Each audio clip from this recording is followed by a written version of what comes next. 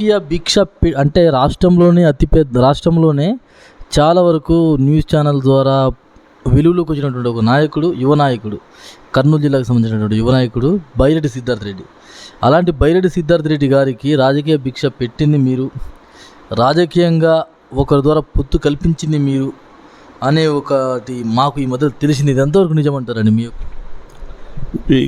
భిక్ష అనేంత పెద్ద మాట అక్కర్లేదు, కానీ ఆయనకు వైఎస్ఆర్సీపీలో చేరాలనే అభిప్రాయం లేదు, ఆయన తెలుగుదేశం చేరాలనే అభిప్రాయం ఉంది.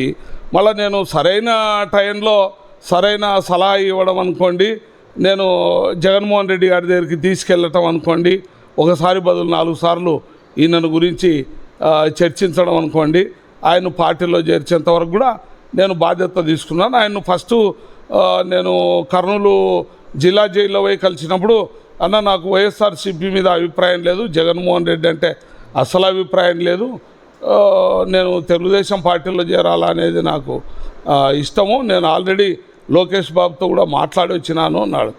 లేదు అది కరెక్ట్ కాదు, నువ్వు ఖచ్చితంగా ఇప్పుడు జగన్మోహన్ రెడ్డి ప్రభుత్వం వస్తుంది కాబట్టి జగన్మోహన్ అంటే నన్ను చేర్చుకోరన్నా, నేను వైఎస్ఆర్సీపీలో చేరాలంటే కూడా ఈ గౌరవ వెంకటరెడ్డి, శివానందరెడ్డి వాళ్ళు అడ్డపడతారు, నన్ను చేర్చుకొనియరు, కాబట్టి నేను తెలుగుదేశంలో చేరుతాను అన్నాడు. లేదు నువ్వు ఆలోచన చేసుకొని చెప్పు, నువ్వు చేరాలా అనే నిర్ణయం కనుక తీసుకుంటే నేను చేర్చే బాధ్యత నేను తీసుకుంటాను అని చెప్పడం జరిగింది. నేను పోయి జగన్మోహన్ రెడ్డి గారితో ఒకసారి బదులు 2-3 సార్లు నేను సంప్రదింపులు చేయడం జరిగింది. ఈయన కూడా సిద్ధార్థ రెడ్డి కూడా నా దగ్గరికి దాదాపు చాలాసార్లు మా ఇంటి దగ్గరికి రావడం జరిగింది. ఇంకెప్పుడన్నా జాయినింగ్ అని అడగడం జరిగింది. సరే జాయిన్ అయినాడు, బాగానే ఉంది, సంతోషమే. ఇక మీరంటే చూడండి ఏదో పేరని, అది ఏం పేరు కాదు. మీరు మీ సోషల్ మీడియా ఎవరినైనా అడగని, హీరోయిన్ అడగని, లేకపోతే విలన్ అడగని, ఆ విలన్ని ఇంటర్వ్యూ చేయని, రాజకీయ నాయకుడిని చేయని, లేకపోతే ఒక వ్యాపారవేత్తని చేయని, ఎవరైనా ఇంటర్వ్యూ చేయండి, ఒక గార్జిన్ చేయని, గుర్రం చేయని, ఆయన పేరెత్తండి ఇంటర్వ్యూ ఉండదు. మళ్ళీ అది ఆయనకు మీకున్న కనెక్షన్ ఏమో నాకైతే తెలియదు, కానీ మీరు పాపులర్ చేసి ఆయన పెద్ద లీడర్ అయినాడు, కానీ అంత సీన్ లేదు. వాళ్ళ కుటుంబంలో వాళ్ళ తాతగారు అలాంటి సార్ ఇప్పుడు అలాంటి పెద్ద నాయకులకు కూడా మీ నుంచి ఈయన సేవ చేసి, ఈయన నదికొట్కూరు తాలూకాను ఉద్ధరించి డెవలప్ చేసి, ఆ వసతులు ఈ వసతులు చేసి ప్రజలకు సేవ చేసిండేదేం లేదు. ఆయనకు మీ సోషల్ మీడియాలు సేవ చేసి ఆయన ఎక్కడికో ఆకాశ గగనానికి ఎత్తినారు. మీ నుంచి వచ్చిన ఒక యువ నాయకుడు, మీ సపోర్ట్తో నా నుంచి అనేదేం లేదండి. ఆయన రాజకీయ కుటుంబము, శేషన్నారెడ్డి గారి మనవడు, శేషన్నారెడ్డి గారి కొడుకు.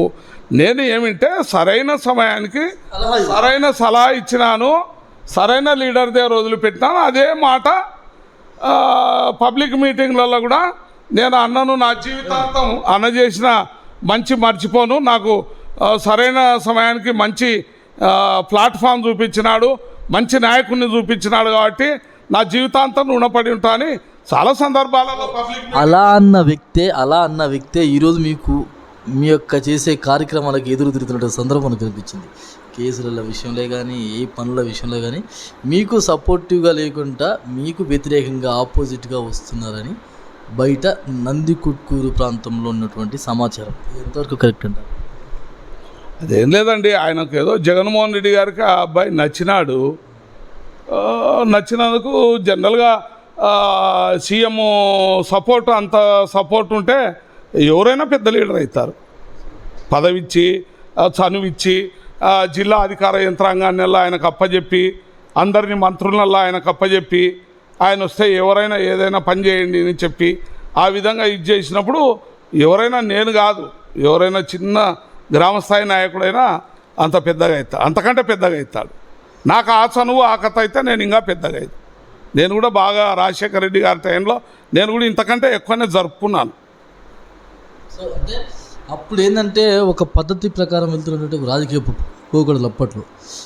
అంటే మీ టైంలో ఏంటంటే ఇంత సోషల్ మీడియా కూడా లేదండి. వాస్తవం చెప్పాలంటే ఏదో ఉంటే 3-4 పేపర్ కంపెనీలు, 2-3 ఎలక్ట్రానిక్ కంపెనీలు, ఈ మాత్రమే ఉన్నటువంటి రోజులు మీ రోజులు. వైఎస్ రాజశేఖర రెడ్డి గారు మరి మీరు చేసినటువంటి కాలంలో ఈ మాత్రం ఉండదు. కానీ ఇప్పుడు వేల సంఖ్యలో ఉన్నటువంటి సోషల్ మీడియా ఛానల్స్ ద్వారా అదే బ్రదర్, నేను చెప్పేది ఏమిటంటే ఇంత మాధ్యమాలు, వార్తా మాధ్యమాలు లేని రోజులలోనే మేము రాజకీయాలు చేసినాం, పాపులర్ అయినాము. ఇప్పుడు ఇన్ని సోషల్ మీడియాలు, ఇన్ని కథ, కొన్ని సోషల్ మీడియాలు ఆయన కొరకే పెట్టినట్టు వ్యవహరిస్తున్నారు.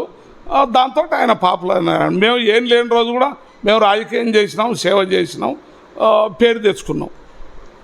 సో మీరు చెప్పండి సార్, మరి ఇప్పుడు టీడీపీ పార్టీ వైపు వెళ్ళే అవకాశాలు ఉన్నాయంటారా? ఉన్నాయండి. నేను ఆల్మోస్ట్ ఆల్ నేను అన్ని తెలుగుదేశం పార్టీ అధిష్టాన వర్గంతో సంప్రదింపులు జరగడం అయింది. వాళ్ళు కూడా ఒక 3 months నుంచి 3-4 months 3-4 నెలల నుంచి నా గురించి ఎక్సర్సైజ్ చేసుకున్నారు. వాళ్ళకు రిపోర్ట్స్ పాజిటివ్ ఉన్నందుకే నన్ను చేర్చుకోవడానికి పార్టీ ముందుకొచ్చింది. మొన్న 6వ తేదీ నాడు నేను నంద్యాలలో చంద్రబాబు గారి సమక్షంలో చేరాదని నాది, అది పోస్ట్ పోన్ అయినందుకు అనుకోకుండా ఏదో ఆయన ఈ ఎలక్షను, ఈ అభ్యర్థుల ఎంపిక దీనిలలో బిజీ ఉన్నందుకు కొంచెం టెక్నికల్ ప్రాబ్లం అయింది. త్వరలోనే చేరుతాను, ఒక 3-4 days అట్లా. ఇప్పుడు అయితే ఇంకోటి ఏంటంటే, మీకు బైరెడ్డి రాజశేఖర రెడ్డి గారు ఉన్న చాలా సన్నిహిత్యం వల్ల, మీ ఇద్దరి మధ్య ఉన్నటువంటి బాండింగ్ల వల్ల బైరెడ్డి సిద్ధార్థ రెడ్డి గారు వచ్చి మిమ్మల్ని అన్నగారు మీరు టీడీపీ పార్టీ వైపు వెళ్ళొద్దు, మన పార్టీలో ఉండాలని ఏమన్నా రిక్వెస్ట్ చేసినటువంటి సందర్భాలు ఉన్నాయా? అది జరగదండి, అది జరగదు. నాకు వేరే వైఎస్ఆర్సీపీలో జగన్కు బాగా జగన్ రెడ్డి గారికి దగ్గర ఉన్న సన్నిహితులేని అనుకోండి, ఒకరిద్దరు నాకు ఫోన్ చేసినారు. తొందరపడద్దు, ఆవేశపడద్దు, ఏదైనా మేము మాట్లాడతాము సార్తో, అది ఇది అని అన్నారు. కానీ నాకేం పునరాలోచన ఐడియా లేదు. ఎవరో వాళ్ళ ఈ ఐప్యాక్ టీం ఉంది కదా, వాళ్ళు కూడా వచ్చినారు. కొంచెం ఒక వారం రోజులు అట్లా మీరు తొందరపడద్దండి, వేరే వాళ్ళు అడగాల్సిందే. కానీ సిద్ధార్థ రెడ్డి వచ్చి నన్ను అడుగుతాడని అనేది అది ఊహ కూడా కాదు, అది ఊహ కూడా కాదు. ఆయన అంత మంచి ప్రవర్తన అతని దగ్గర ఉంది అని కూడా నేను అనుకోను. మంచి ప్రవర్తన అతని దగ్గర లేదని మీరు లేనట్టే కదా. మళ్ళా ఒక వ్యక్తి పార్టీలో నుంచి పోతున్నాడంటే పోకుండా ఆపడం అనేది ఓ మంచి ఆలోచన. ఆ పోతే పాయలే అనుకోవడం అది మంచి ఆలోచన కాదు కదా. ఆ విధంగా అంటున్నారు. ఇంకోటి ఏంటంటే, ఇప్పుడు జగన్మోహన్ రెడ్డి గారు, మీరు జగన్మోహన్ రెడ్డి గారికి చాలా కొంచెం అంటే మరీ అత్యంతగా